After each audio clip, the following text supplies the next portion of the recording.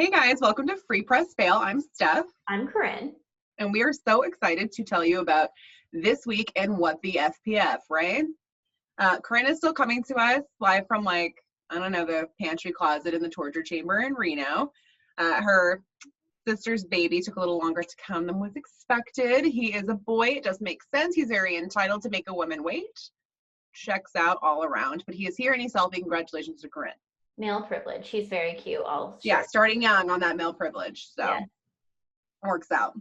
But top news, we have peach. Oh, before we go to top news, because speaking of peaches, I'm drinking an apple cider mimosa because it's fall and it's fun and it's festive, and it's I'm calling it a Leviosa instead of a mimosa because Harry Potter is spooky and fabulous. And Corinne is the same, but show them what you're drinking out of. Yeah. I'm drinking out of my sister's biggest glass because she has no champagne glasses. And it's a coffee. I respect wine out of a mug. Always respect a woman who drinks wine out of a mug. She's practical and she has high volume wine needs. Those are two things that you need to respect. I'm both. I have high volume needs and I'm sometimes practical. Mainly I talk with my hands a lot. So I have to be careful if I'm working. So I have to put my wine in a mug so I don't knock it all over my computer, but like a cat. Let's jump into top news. We have peach season, as I said. Peach season is back. They're baking a full impeachment pie, but they're doing it in a locked oven with the light off. Take it from here. Yeah. So this week, Adam Schiff hosted a number of proceedings that he did not allow Republicans to attend, and the media has just been going crazy saying that Republicans who are trying to get involved in the impeachment proceeding are storming the gates and compromising security. They ran a huge hit piece on how Matt Gaetz was compromising the entire impeachment process because he calmly walked from his office with a group of other Republicans to see what was going on in this closed door impeachment meeting. Right. So every media outlet that I saw ran a headline that Republicans were storming the Schiff, which is very funny because I think it invokes an image of in Beauty and the Beast where Gaston is rallying up the village people with the pitchforks and he's singing the song we're gonna get him, and it's so the Schiff is a conference room and it is not a castle. There is a beast inside in this case, but it's just not what's happening. Except that Matt Gaetz does have a very strong jawline, just like Gaston. So it does. I'm in love with Matt Gaetz. I've been trying to get him to at me forever, but he won't. Maybe this time. It does kind of work, but I don't think a bunch of middle-aged Congress people are capable of storming a conference room to which that they are actually completely allowed to be in. So it's sort of very interesting. Very interesting how every media outlet shows the word storm. It's they all called each other. And we're we're going to do an X-Men. I think they did. So. It is funny. I always see the headlines use the exact same word, and this is one of the worst cases of it lately. You guys couldn't think of synonyms to make sure CNN, you use storm and we'll use charge. Yeah, nothing. There's no actual barrel toward. What? Mob, aggress. There was many ways we could have said this. It's very boring. It's lazy, really. Not good. Probably the DNC just handed them talking points, let's get totally honest, and that's why they're all the same. Well, they should be smart enough to provide options. So true. They should do a different one for each outlet, obviously, guys. Next up, we have Rep. Katie Hill and the allegations that she had extramarital relationships with. So she both had one with her husband and a staffer, a throuple. And then she had also allegedly cheated on them, on her throuple, with another guy. So much to unpack here. So the Red State, fellow conservative outlet, broke the story. They actually received all of the leaked nude photos from her husband, which is shady AF husband. Okay. Very rude. But they actually chose not to run them. They only ran ones where she was not explicitly exposed. So the most graphic one they ran, she was nude, but she's up. There's a person sitting in front of her, so you can't see anything, and she's brushing that woman's hair, which is an odd choice for a sexy photo. Awkward and poorly lit. That's my main complaint about it. Right. It's poorly lit and it's poorly staged and it's poorly costumed because the girl sitting in the front is just wearing like a hoodie. I'm like, this is a sexy time photo. Can we like maybe do our makeup or? My biggest problem with this whole story is like the most liberal millennial thing ever. It's like, oh, she's married, but she's polyamorous, and they have like this relationship together with this other woman. Typical millennial. And then she has this affair with her legislative director, which again, Allegedly.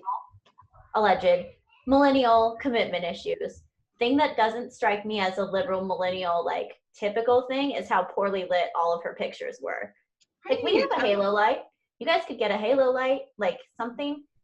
You had to think that those pictures were going to leak one day, and you were maybe not looking your best because the lighting was so bad. Now, the issue for me is not necessarily the story, even though it's against house rules and she's going to have to deal with that and stop pretending like she doesn't. But it's not necessarily the story because it seems like everything was pretty consensual here, even though house rules state that it is impossible for a worker-employee relationship to be consensual, but regardless. But like, let she who has not taken a racy photo cast the first stone, am I right, ladies? So, not really ready to wade into those waters. But the media reporting on it is so unfair, and it's a perfect example of the bias, right? Because in 2018, so just last year, lovely Pat Meehan fell in love with his scheduler, and it was very sad for him, and it was hard for everybody to look at, like a big train wreck. He said a lot of scary things, like, I saw two people with our names next to each other on the Vietnam Memorial, and I knew it was fate. That is a quote. So it was a little tragic, and she sued him for sexual harassment, which is probably fair, but the media reported it as if the guy took off his pants and swung it around the office like a garden hose with too much pressure. And I'm like, he didn't even touch her. I mean, didn't have any kind of physical relationship. He just fell in love with her, which was creepy and ill thought and wrong. But they lumped him in with the Me Too as if he was really like forcing himself on girls in closets, and he was not doing that, right? No, and he stepped down. He's no longer congressman. Like, that's fine, but the media is reporting this as if, what was it? It's a Republican hit job meant to take down Katie Hill. There's no mention of the fact that she is like a decade older than this young staffer that she had this threesome relationship with, which is. And she was a staff member. Yeah, so she's her boss. She's 10 plus years older than her, like exploiting this power dynamic of a very young girl, like on the Hill, like 22 years old is basically like the youngest you can be on the Hill. I know she must have just gone out of college. Yeah, so she's a young girl, and there's like the mainstream media is not taking that point at all. It's not a Me Too scandal because she's a Democrat and she's a woman, so apparently Me Too is no longer applicable. Yeah, with me, and every headline I saw reported the word harassment in the title, despite the fact that I think we can all agree it was relatively mild. But in this case, where there was actually a physical relationship and the House voted, and the media has made very clear that there cannot be a consensual relationship in a power dynamic between a congressperson and their staff. There's no such thing. The power dynamic is too much of a dichotomy, right? They've made that clear. I'm not making that judgment. That is the judgment of the House, and it's the judgment of the leftist media. But they have reported this instead as an allegedly improper affair. And then they reported the one story a week late in Politico, reported all of this extraneous information to sort of create this narrative that this is a hit piece on Katie for being different, right? So Katie is obviously bisexual. She's having a relationship with a woman and a man at the same time. And the Politico reports it like, oh, and she's bisexual. It's like, no one is shocked by that. This is 2019. No one cares if she is bisexual. The question is of the ethics of a relationship with a staffer. That's the question. The question is not, is it okay for her to be bisexual? Of course it's okay for her to be bisexual. It's absurd. And they also reported that her GOP opponent hadn't raised as much money as her. I'm like, why is this relevant to the story? I mean, they're just clearly trying to create this narrative that the whole thing is basically fake, right? It's like, of course Republicans planted the story. It's their job to beat her. Doesn't mean but it doesn't true. Make it, it doesn't excuse the story, right? I mean, totally. It's just, of course, But here's what's fun. So last night, so Red State had too much integrity to print photos that were of her nude. Daily Mail has no integrity, so they definitely printed photos of her nude, and they must have gotten a deal to do it like last night, because they revealed that Rep. Hill has a Nazi tattoo. Again, Twist in the story. This is why women should not take pictures if they do not want them to be leaked, and that is an unfair reality, like anti-feminist, whatever. But you have to think that if you are taking a photo, some other people might see it, and if you have a Nazi tattoo on your body and you're taking photos of it, someone might see it. And how she never thought that this would come to light is just like beyond me. Like, first, don't get the tattoo, but then did you think no one would see this? I love how this is going to be what sinks her, right? The media covers up the fact that she is clearly probably, there's at least a question of her judgment in this relationship, right? But the Nazi tattoo is like, I don't know that there's coming back from this. Of course, she's going to try to explain it away because it's the iron bar cross, so it's not like a swastika. But the Anti-Defamation League does have it listed as one of their symbols. That being said, they also list a bowl cut, so we can't really use that as a judgment. But I mean, it's what they wore. It's like what their medals were. Like when they were awarded, they were like, yeah. So it's like it's between the hairbrushing and the swastikas. It's like The Sound of Music, but a real weird take on it, right? It's like, what's going on? In this version, Rep. Hill is alive with The Sound of Music. Yes. She could have been saved by more creative posing and better lighting. And tattoo artist with some integrity. Yeah. Next time, call us. I'll tell you, get like a nice pine tree. Yeah. You're from Northern California, we had a lot of options. Yeah. Next up, the New York Times.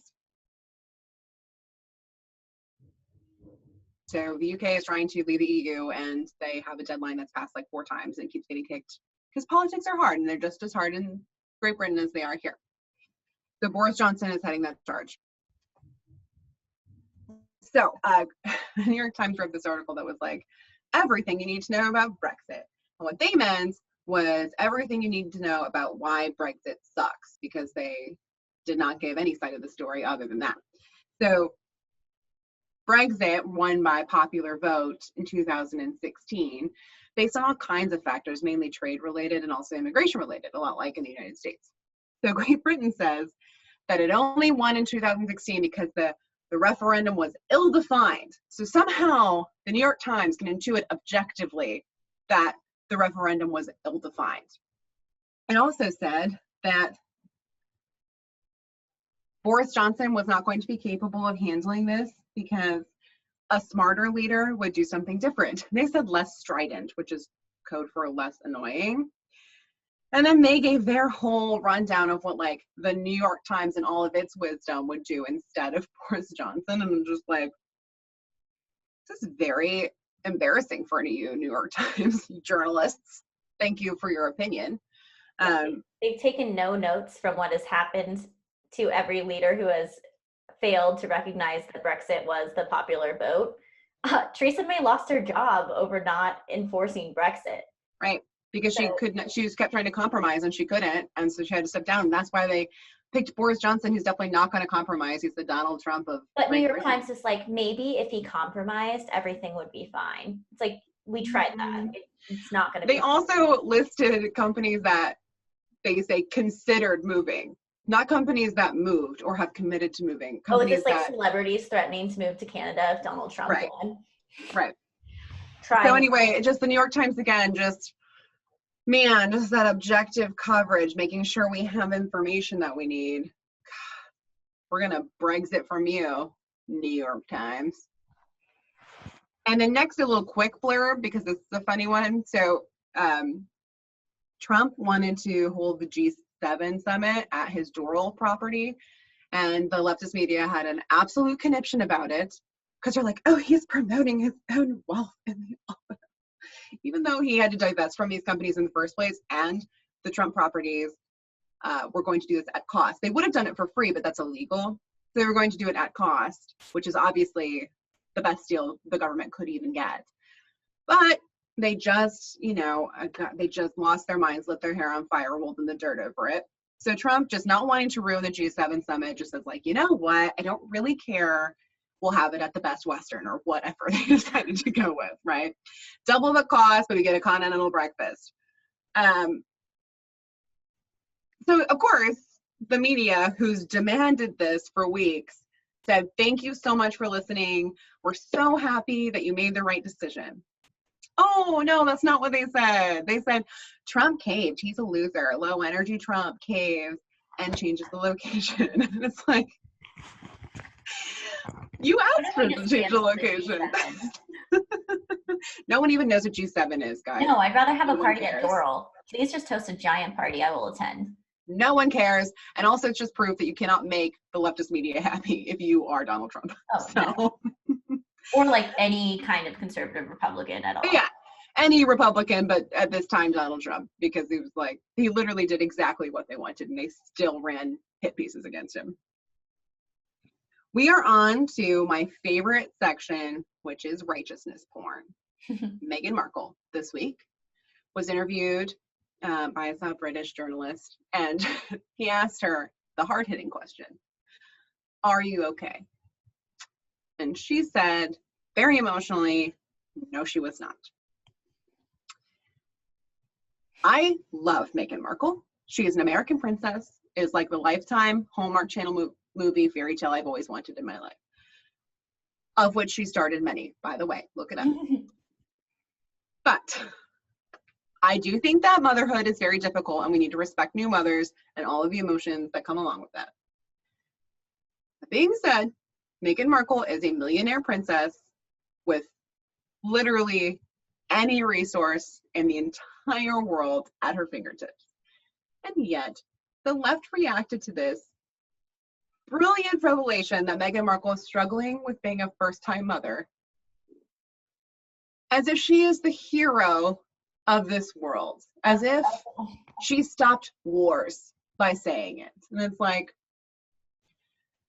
a lot of first-time mothers who work full-time and had to go back right away probably have more reason to cry than Meghan Markle, which doesn't mean she shouldn't be able to express herself. I just don't know if we should have as extremely celebrated her as they did. I mean, I feel like they just flipped out on Twitter. That's my problem is, like, I just feel like it was easy kudos, which I'm not saying the message is even wrong. Like, yes, we should respect new mothers and people are emotional and need time. But I just feel like it's one of those things like, murder is terrible. And everyone's like, yeah, you're so right. I hate murder. Like, right.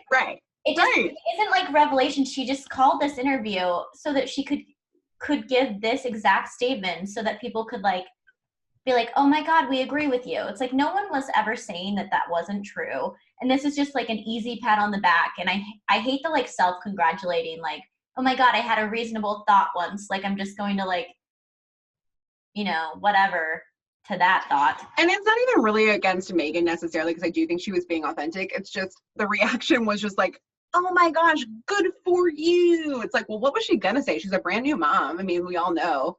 Yeah, like, are you okay? It's like, no, I'm not. Nannies. And then also, first of all, I have no children. I'm a huge mess. Am I okay? No. Meghan, invite me over, girl. I'll come over. We'll have some drinks. We'll talk about it.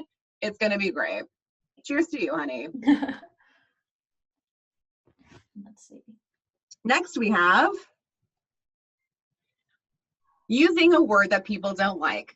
Corinne, do you want to take it? President Trump, and I don't have the exact tweet in front of me, but earlier this week when he was talking about Adam Schiff's like shady impeachment proceedings, he used the word lynching to describe the proceedings. And it was contextual. He was saying the media and Adam Schiff and the House Democrats are claiming he's guilty without even putting him on trial, which is like the definition of lynching. Right. But the media was like, oh my God, he's referencing slavery. He thinks that his treatment is as bad as like slaves in the South. Flipped out, said that this word is like never acceptable to be used. And unfortunately for them, they just, like, I don't know why they do this all the time. Like, they think we don't have the internet, but like Brad Parscale pulled up every time that like CNN has used the word lynching in headlines, one of which was as recent as Hillary's Benghazi hearings. They called that a lynching. And then Joe Biden called Bill Clinton's impeachment hearings, he called them a lynching, which he apologized for like 2 days ago. Like yesterday. So 21 years after the fact was like, I'm sorry that I used the wrong word. Which obviously was very genuine. I'm sure he meant that. It's just like the Civil War thing all over again, right? We're just like deciding a word has more problematic meaning than it really does. Like, obviously, lynching in the context of lynching Black people during the Civil Rights Movement is horrific and not something that you would say. That's not the context that this was said in. But they're always just like picking words like, oh, we can draw some sort of horrible conclusion about this word.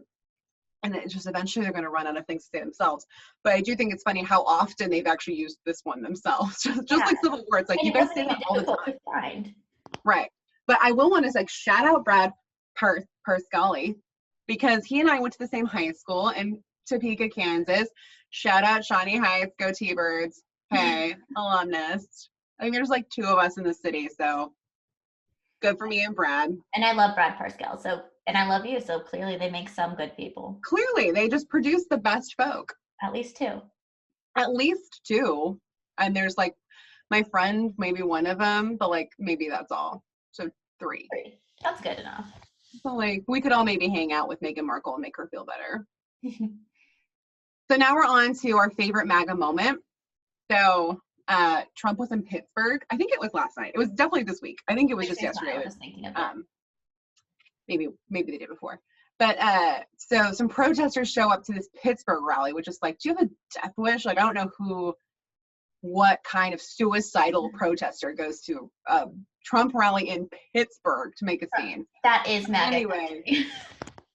Oh my gosh, that is MAGA country. Yeah. Yeah, like what Jussie Smollett claimed would happen in Chicago, which is insane. That is maybe true in Pittsburgh. So anyway. Terrible. So there's some protesters. They're obviously pretty low energy because you can't even hear them in the audio, but Trump can see them and he can see like a rumble beginning because they are irritating people. And Trump says, don't hurt them. Don't hurt, like in his benevolence, he basically like puts out his stuff as king and he's like, don't hurt them. As a democratically elected king, don't take my words out of context. And he's like, don't hurt them, guys. And he says, he basically like Jesus was like, they know not what they do. He was like, they don't know that they're dealing with very tough people in this room. They don't know who they're dealing with. They don't know who they're dealing with. They just don't understand. All right, go home to mom. Explain to mom that you tried to take on very powerful people, many of them physically as well as mentally. It's not a smart thing to do. Make sure you don't hurt them, please. That was his like remarks during this as these protesters are getting escorted out. And I just thought that it was phenomenal because he both like benevolently protects the protesters and then patronizes them by saying, go home to your mom. I love it so much. It's accurate. It was so great. And it's so fun for like those rallies just like have such high energy, and it was just like the perfect tone for that event. But it's also funny because, you know, like in the 2016 rally when he said like, I'll give someone $500 to punch that guy in the face. It's a little bit different than that. So like the presidency has changed him a little. He's softened. And like CNN can't really say like, of course they did. They're like, oh, he says they're physically and mentally powerful, whatever. But they freaked out when he was like, punch them. And this time he's like, don't hurt anyone. And they can't say anything about that, right? I just think it was really very funny. And those protesters must have looked like absolute idiots. Just like, Yeah. You've been dunked on. You've been got. You've been iced. You're done.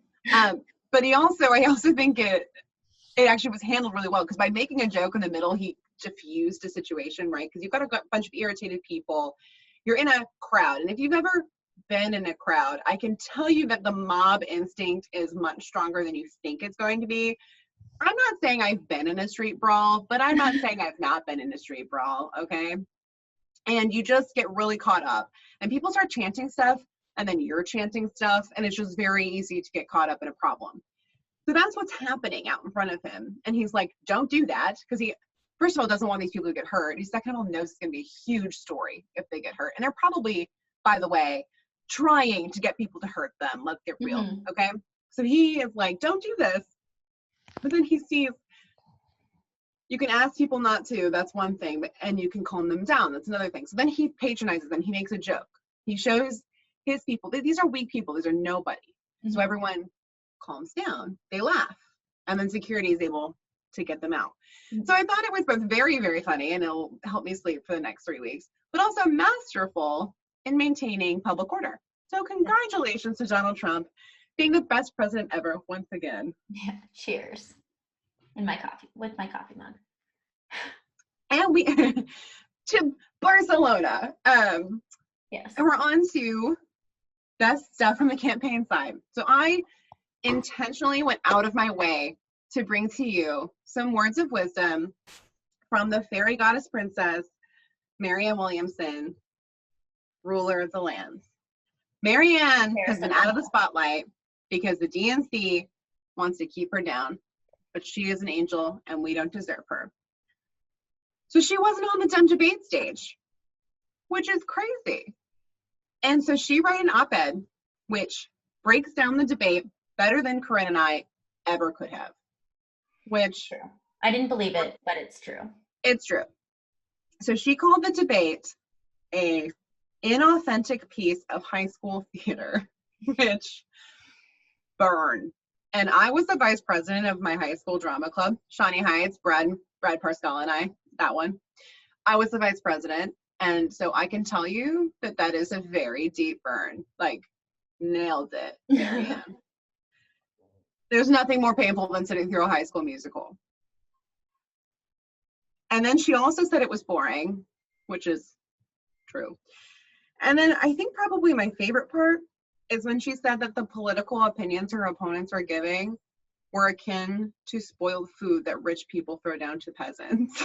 I love it. Like, dang, Marianne, coming in hot. Yeah, that's coming a in burn. Hot. I do actually think boring is like the meanest insult. Like, I loved when Trump tweeted that during the first debate, because like, what do you say to that? Like, no, I'm not. Yeah, you are. You're super boring. And like saying you're not does not make you less boring. It's the best insult ever, and I love it. It's a mean girl insult, and it's funny.